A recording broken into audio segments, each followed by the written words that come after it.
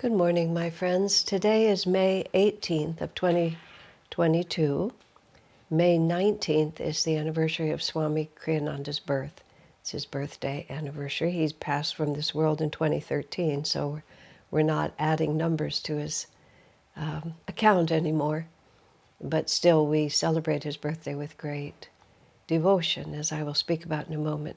As it happens, I am traveling on May 19th this year, so I'm going to dedicate this morning's broadcast to Swamiji and his birth anniversary. So let us pray together. Heavenly Father, Divine Mother, friend, beloved God, Jesus Christ, Babaji Krishna, Lahiri Mahashaya, Swami Sri Yukteswar,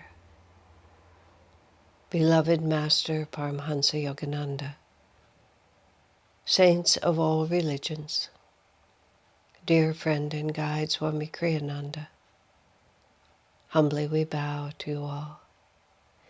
Help us to feel your living presence, to know that space and time and death itself are no obstacles to consciousness, that love, receptivity, and a sincere desire to be in tune with God, Guru, and the saints of all religions will bring us into direct communication with the living presence of you, Swamiji, of Master, of Babaji, and all those who guide this work.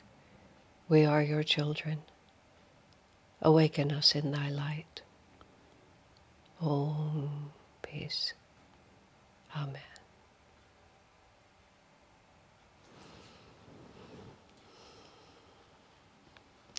The best way to understand the spiritual path is to look at those who have dedicated themselves to it for a long time and see how they manifest. People are always asking, how can I know who my guru is, which path is mine? There's lots of different things you can say, but one of the very practical pieces of advice that Swamiji gave is simply this. He said, it's very hard sometimes to be able to gauge the consciousness of a master, because unless one is equal to such a one in consciousness, we have no way of actually being able to evaluate what their state of awareness is. We just can't know. But if you look at the disciples of any master or any path that appeals to you, not everybody who's in the Sangha, not everybody who's around, but those who have dedicated themselves to it, have practiced for many years. And when you look at those individuals, you will see what the fruit of the path is, and also what the path looks like fulfilled. There's many different pathways to the divine, and all of them are valid for those who follow them. But not everybody belongs to everyone. We all have unique inclinations within ourselves. We have preferences and vibrations, many different things that make us in tune with some people, with some practices, with some masters, much more than others. We all know that. It's a self-evident fact of human life. We have affinities, and the same is true on the spiritual path. So when you look at those who have dedicated themselves to the path, a path, and exemplify the vibration and the results of that teaching, sometimes it can tell you more about whether or not you found your home than you can by looking at the master himself or herself. Swami Kriyananda remarked that way when he met Swami Shivananda, who was a very, very well-respected guru in Rishikesh in the 60s and the 70s. I'm not quite sure when he died, but maybe he lived as far as into the 80s, I don't know. Swami Kriyananda met Shivananda. Shivananda was a peer of his own guru, Yogananda.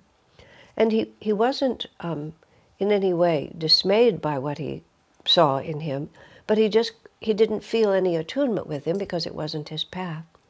But Swami had a very dear friend in India, Swami Chittananda, and Chittananda was essentially the counterpart in Shivananda's work to Swami Kriyananda. Chittananda went on to become the president of the Divine Life Society and led that work for many years. Swami had infinite regard for Chittananda. He described him as the Swami in India for whom I have the most respect. And he saw Chittananda's devotion to Shivananda. And Swamiji knew, you see, the whole spiritual path is based on our actual experience, not on dogma, not on what other people say, not on what other people's experience is, but what I can actually verify from what I know.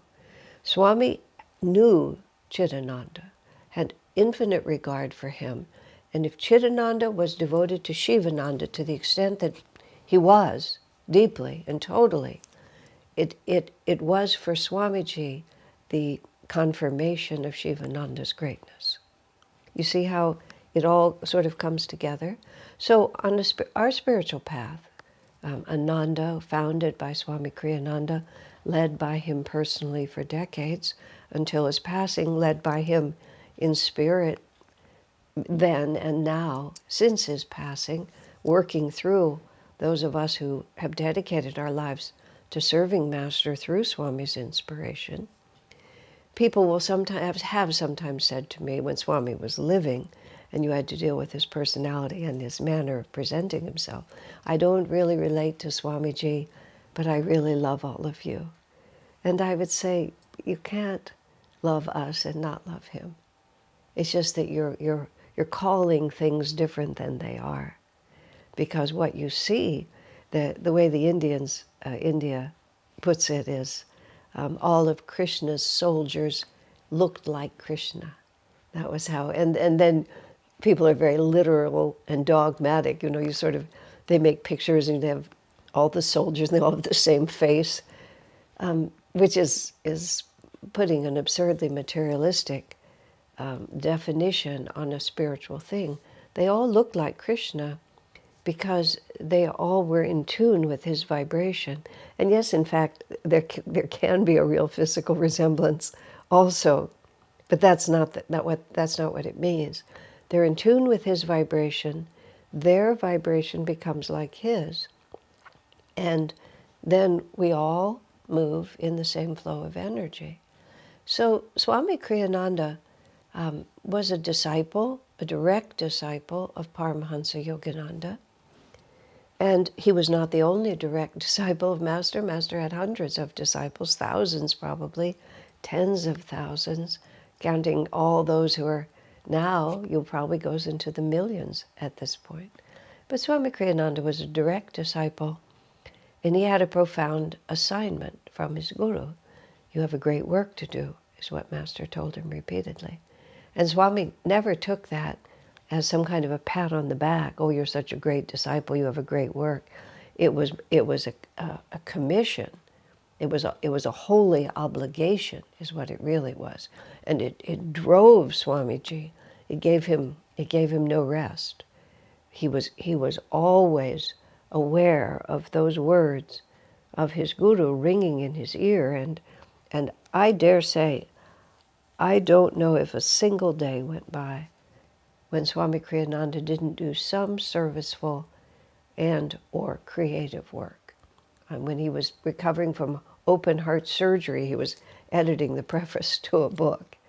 I mean, there were probably occasions when he was too sick to do anything at all, but it happened only rarely. And even then, he would still radiate this wonderful love and kindness to everyone around him. He was always aware of the fact that he lived in this world as a representative of his Master, and that his single responsibility in life was to serve as a channel for Master's vibration, for his teaching, and above all for his joy, for his bliss. Swamiji's sole responsibility was to pass on the bliss of his guru.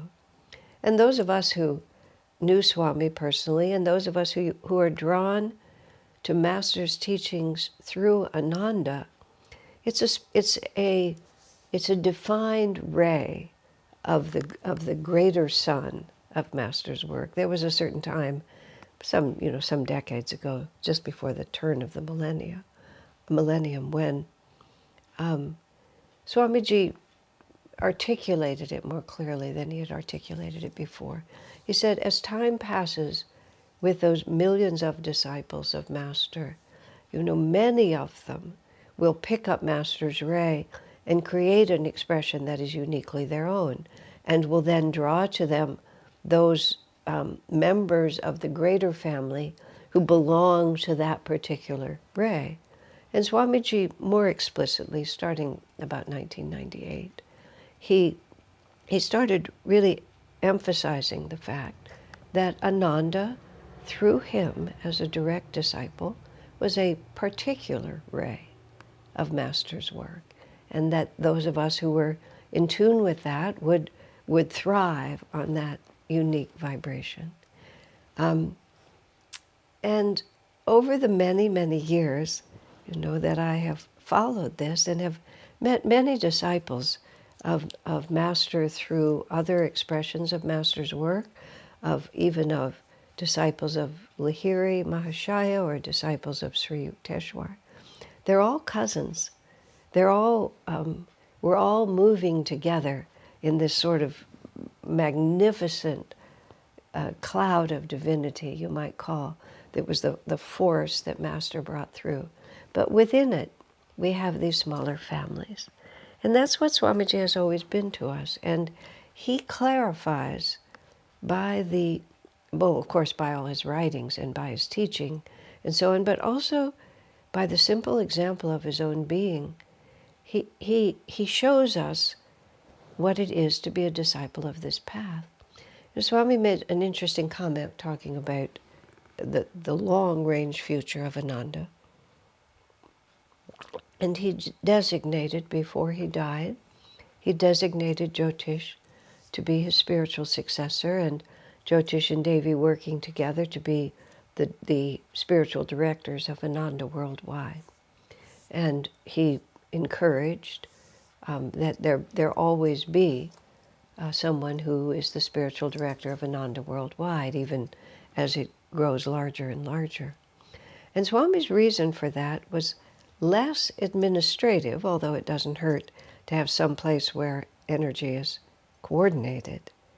But this is how he put it. He said, it will be helpful to the work as a whole to always have a clearly delineated example of what the ideal Ananda devotee is like.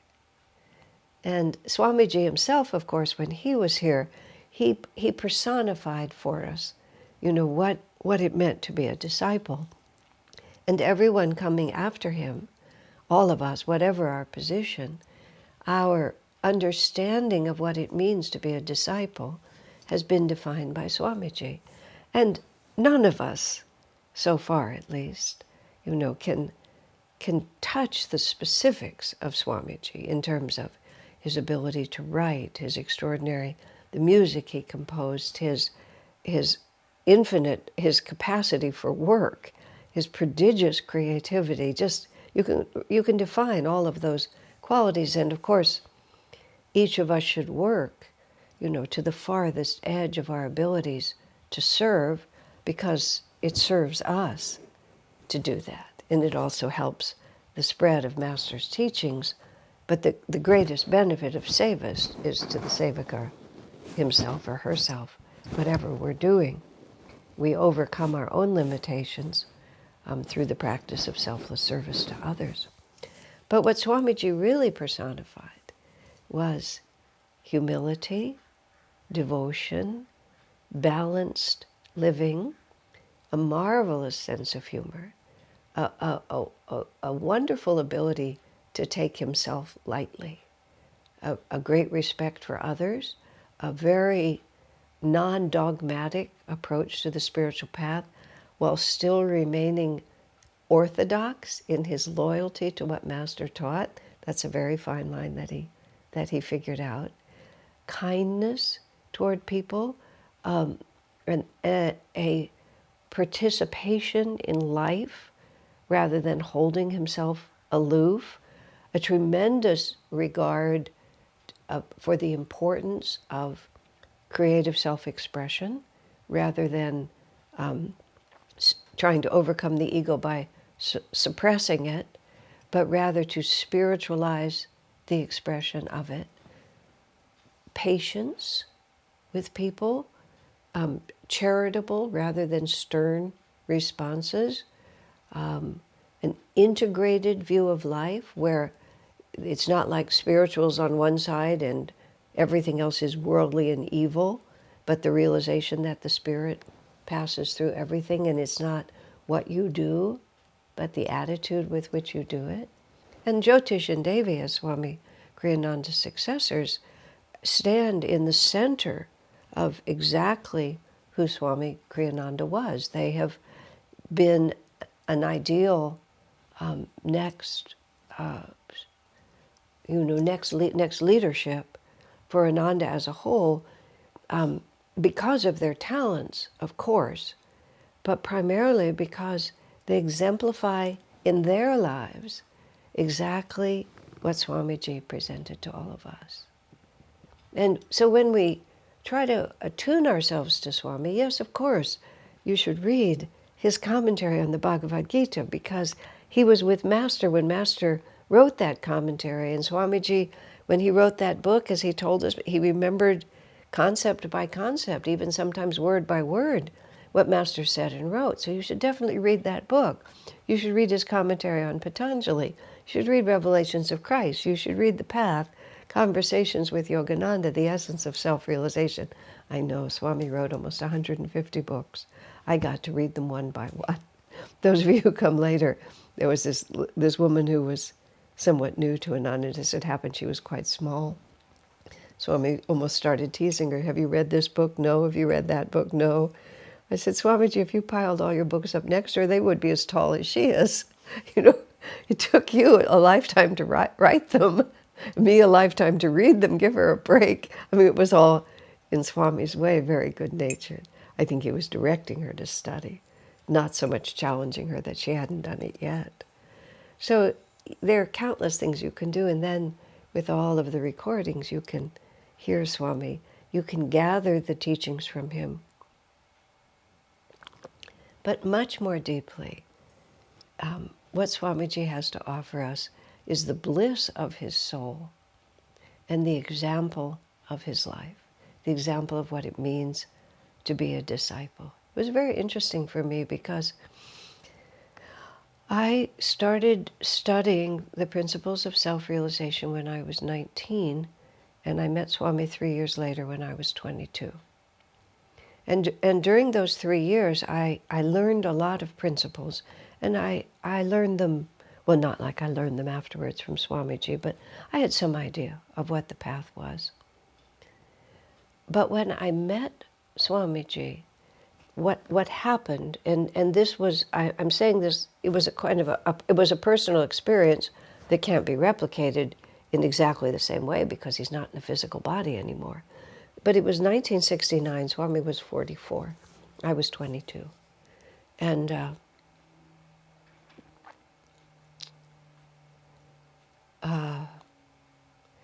when I saw him, and I saw him before he spoke, so it was not based on any intellectual content. I had not read any of his books, I had not heard him speak or heard a recording. A friend of mine had met him and said, to use her words, "I've met a real teacher," she said, meaning someone who, a genuine, well, it's obvious what it means. I've met a real teacher, and she said, I think you'll like him. So that was what put me in the room when he walked in. But what impressed me when he walked in was his consciousness. I don't even know how I knew. But there was a vibration that just emanated off of him, and an enormity of his freedom, just like that. And I saw And these were the words that came into my heart. He has what I want. And it was like words that I didn't even know I would have said. And I had to, later I had to think about, what did that mean?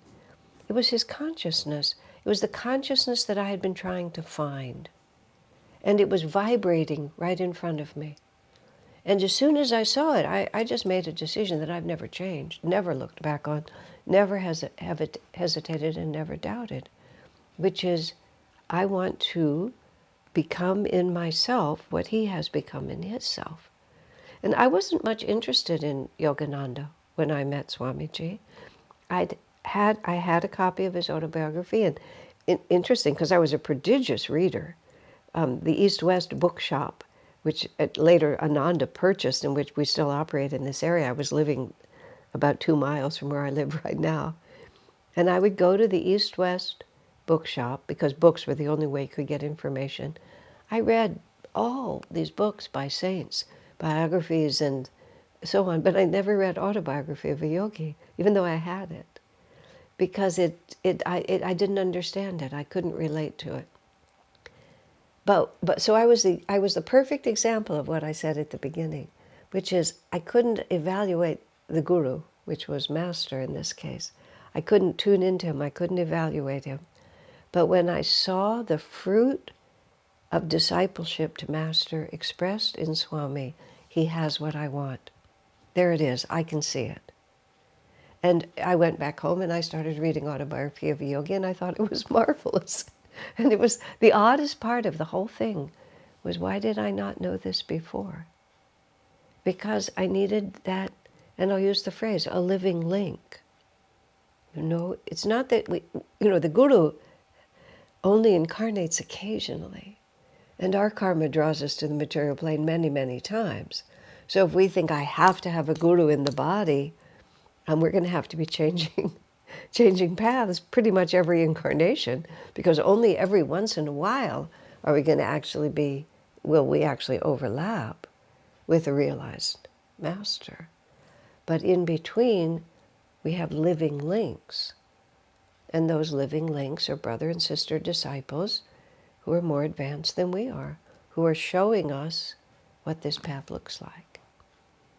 So immediately Swami became for me that living link, but it was also him, because he had this great work to do, has this great work to do, in which he makes real to us how to live a spiritual life. And I just went through all those characteristics of his, which, each one of which could be a whole huge discussion. I've written 2 books about Swamiji in an effort to try to put across what I experienced. I'm contemplating now writing a 3rd, just to try to help us to understand.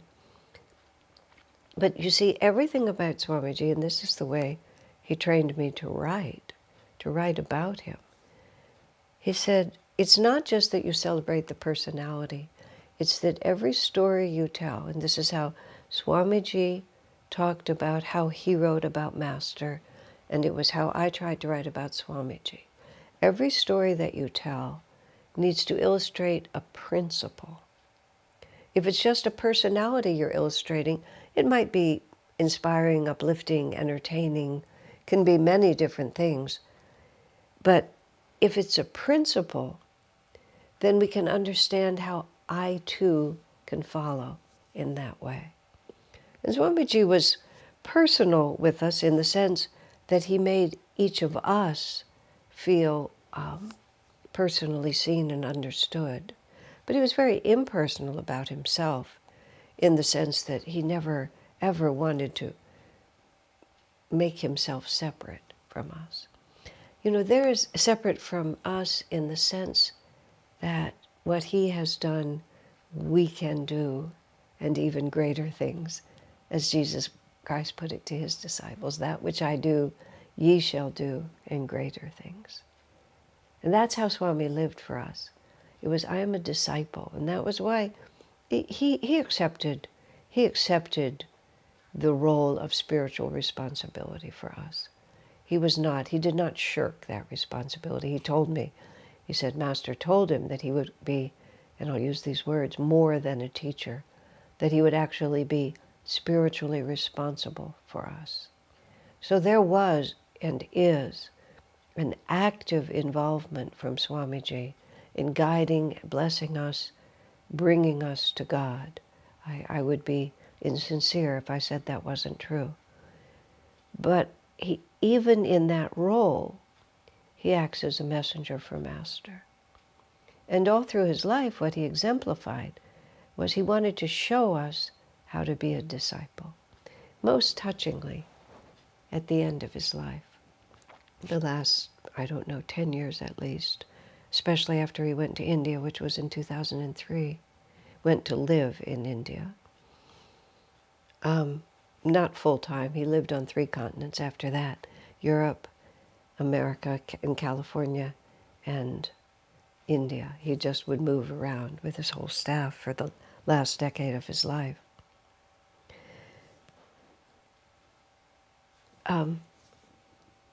But at the end of his life, almost no matter what topic he was assigned, he would end up telling us about how he found Autobiography of a Yogi, how moved he was by that book, how he went to Master and was initiated as a disciple. Swami could rarely tell the story without weeping. I mean, he told that story over and over, and every time, virtually, it would move him to tears, just remembering his discipleship to his Guru. And that's how that was in a very real sense, after all the teaching and all the books and everything that he did, that was what he told us over and over and over and over again at the end. What it means to be a disciple. And there's one more thing that I only realized Swami did very late in his life. After he moved to India, he was giving a satsang in Gurgaon, where he lived. He had a house there. And Shivani, it was a satsang, informal satsang with the ashramites, and I was visiting and I was there. Shivani asked him, what was it like for you when Master died? And Swamiji was very forthcoming most of the time. But when she asked that question, he got very silent, in this kind of a silence that all of us were used to, where we have to stop and ask because we realize we've crossed some line we didn't know was there. So he was very silent for just a few seconds, but it was long enough. Then he said very softly to her, "That's a very personal question." And I realized in that moment I'd never heard anybody ask Swamiji that. In all the decades, I'd never heard that question asked. And then Swami was silent again for a moment. And then he said, "It was heartbreaking," like that. I'd never heard him say it before. Of course it was heartbreaking. He was 26 years old. He was scheduled to go off with Master to India. He was just a little over 3 years of life with his Guru. Master was 59 years old, and he wasn't ill. It was over for him, and he left. It was heartbreaking, of course it was. But then I realized later something so profound that was one of the greatest gifts Swami gave us. I had never heard him say that before. He never spoke of it. He never made us feel that Master's physical absence was any obstacle to our being his disciples or being in tune with him. If Swamiji had made a point of how he missed Master, what would we have done? What would we have done with that information? You see, everything Swami did was not for himself. It was always, how can I serve? How can I help? And in my relationship with Swami Kriyananda, where I had 45 years of close contact with him, I inherited from Swamiji the same necessity to write about him, to talk about him, to speak of him in terms of this marvelous personality that he had and this marvelous work that he did, but to not in any way make it seem that mere physical absence is spiritual absence. And in fact, and I've seen it to be true, since Swamiji left his body, I've found that many more people have been able to feel his inward presence. And even though I missed the direct opportunity to be with him, there was a limitation in having him live in that body. And I felt it immediately as soon as he was gone. Whereas when he was in a physical body, wherever he was in the world was for me the center of the globe. And there was always a slight contraction, because Swamiji would be there and I would be here, even though long since the energy of his consciousness was intuitive within me. There was still that mental idea that I was here and he was there. And even at the ceremony we had in Italy, when his body was still lying in the coffin right in front of us, in the open coffin, I remember trying to find him. And that in that ceremony they played his voice, over a very, very good loudspeaker system, and it was just like he was in the room. And I watched myself. I looked at the speaker, thinking that Swamiji was in the speaker. And of course I realized he wasn't in the speaker. So then I looked at the coffin, and I could look at Swami's lifeless body lying in the coffin. And so I looked at, there, is Swami there? No. I looked at the pictures of the masters, and we were getting closer. But when I looked up at the artistic representation of the spiritual eye, which of course is nothing outside of us, it's everything that is inside of us. And I realized that's where he lives now. That's where he always lived, but that's where he only lives now. And we're celebrating his birthday. We recently celebrated his Moksha Day, April 21st, May 19th, barely a month apart.